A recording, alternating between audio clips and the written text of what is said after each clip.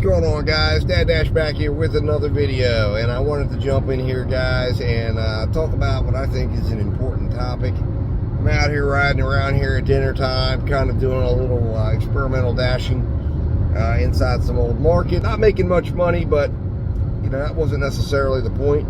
I just want to kind of come out and see what was going on in some of these markets and see how good they're doing or how bad they're doing, and you know, just kind of collect some data. But anyways, I thought, you know what, while I'm out, I might as well talk to you and come to you with some information. So I know it's a tough time right now for a lot of people. I know for me personally, it's been slow in some of my markets.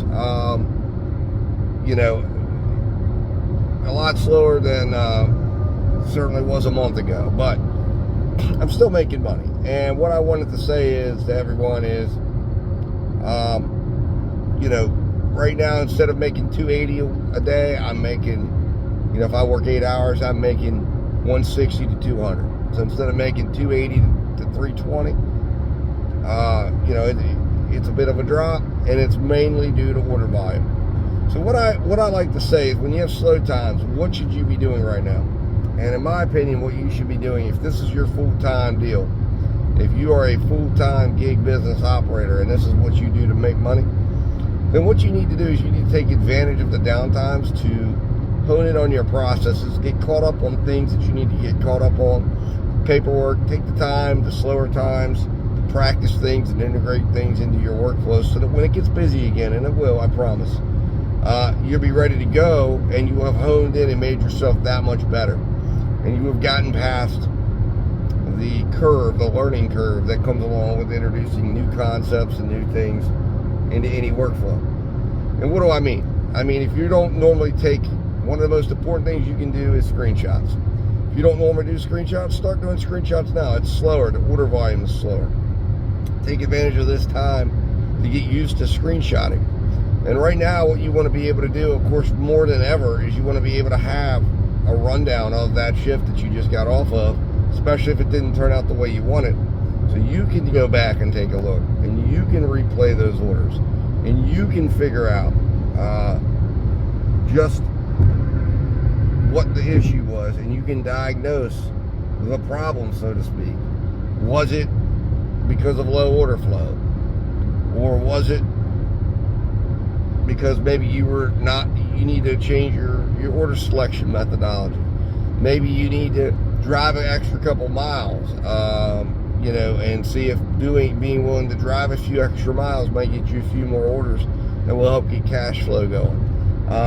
You know, but you've got to be able to look back and look in the rear view, because you're going to be able to analyze those missed opportunities and see if it was a missed opportunity or if it was a valid turn down decision. Any valid turn down decisions are turn downs in slow times and fast times. So don't ever do an order that doesn't meet criteria. But it's the borderline orders. It's the ones that are just a hair above where we would want it to be, that in busier times we can be more selective. And a lot of times we will get complacent when it gets busy. We will expect things are going to be one way, and then we get surprised when it gets slow. But you can't react or be prepared without having data. So the first thing is, get used to screenshotting if you're not already. Second thing is, introduce spreadsheets. So you can start spreadsheeting on the go. Practice during the slower times, and that way you become more proficient at your workflow, whatever that is, whether that's bringing a tablet along with you, whether that's having two devices and working two devices and using the device that you're doing the order on and the one you're not doing you can use, or whether or not, if you have a Samsung, there's a great Samsung, specifically the Ultra and the S22 regular. Those devices have enough memory that you can create a workflow on those that you can do it all right there on the device. But the point is, you need to have a workflow that allows you to collect data and allows you to collect it quickly. And relying on doing that after the fact, I don't always believe is a great idea, because once you're done with this shift, you're going to go home, you're going to be tired, you're not going to do it, and then you're going to go to tomorrow and you're going to work again and you're not going to do it, and pretty soon you're going to have 7 or 8 be 7 or 8 days behind, and then it's never going to get done. And the point of this is to bring value to your decision making and bring value to how you're thinking about orders.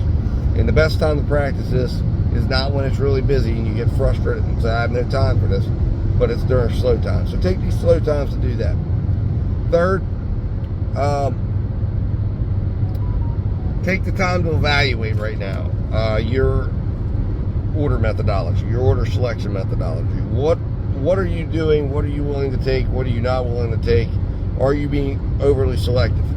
So once you're getting the information in front of you, really start looking closer at orders and start trying to see what is the absolute longest you could drive. What can you afford? Take the time to understand what it's really costing you per mile when you fill up. Best way you can do that is log your miles for number one. Keep a separate log, a gas log, which is what I'm doing right now, because I want to know what my cost, and right now it's about 10 cents a mile, and I want to know what that cost is, because I want to understand if I'm driving 7 miles and it costs me 70 cents for $12, am I willing to do that? Yes, I am. And I want to understand, how many miles in between gas, in between oil changes. Track that, because then you can figure out attach the dollar. If your oil change is $50, then you're going to divide those miles by $50, and that's going to give you exactly per mile what you should be setting aside to pay for that next oil change. So these are all things that you can start doing and looking at in slower times and bringing into your workflow, and help you to be able to look at things. Because what it comes down to it is, many people will tell you $6 or $7. It's not. There's no one answer to that question of exactly, how many miles is too much. Because when you're driving a Prius right now, I'm going to have a different answer than somebody who says driving an SUV right now in these times.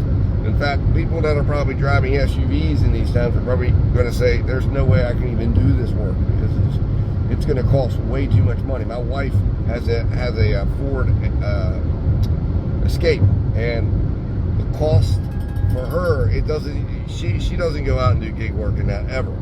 Okay, it's too expensive, and that's it. That's just bottom line. We're not going to ever have her going out doing gig work in that vehicle. It's never going to happen.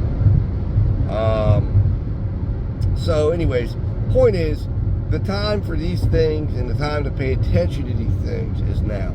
So those are some things I just want to go over. What can you be doing?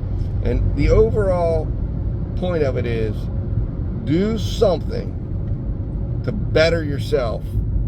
Do something to make yourself different.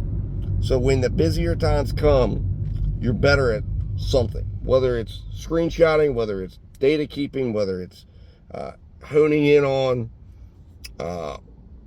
orders and order information, and trying to determine what it is that what your order acceptance methodology is or isn't. But figure out what it is you can focus on, and put a focus on it, and say, I want to get better at this, and make that your goal. And of course, at the same time too, just remember that markets are everything. So if the market you're in right now, switch markets. Have your top 3 markets ready to go. Put a focus on scheduling if scheduling is an issue in your area. Know that at 3 o'clock, DoorDash, every day at 3 o'clock, you can go in and schedule the very next day, and go get that done. Get on the schedule for the market. If there's a second market, a third market that you want to be involved with, make sure you know that right away, and make sure you set an alarm and so you're doing it. And then just follow a solid order selection methodology. Make sure you're keeping track of order values, as I've taught you. Make sure you're aware of exactly what the completion time is that you need to hit in order for your order to become as valuable as you want it to be, and you will do fine. And have a goal that you're focused on each and every day. My goal is $100, and once I get that first 100 out, that tells me my pace of the day. And once I knock the first 100 out, I'll see if I can focus on the second. and see if I can focus on the third. And based on how long it takes me to get to that first 100, kind of lets me know whether or not, exactly what type of day I'm going to have. Are we talking $100, $125, $150, et cetera, et cetera. Anyways, guys, that's all I got for you. Just a little video just to come in and give you some thoughts. Food for thought, something for you to think about while you're driving around. So put in the comments, what are you going to focus on? What's the one thing you're going to focus on getting better at during this slow time? Put it in the comments so I know you heard this. Then let me know. And, when we get to the bigger times and faster times, let me know. How did it go? How's it going? Anyways, guys, I appreciate you so much for watching. Hit that subscribe button, hit that like button, hit that share button. And guys, I'll be talking to you real soon.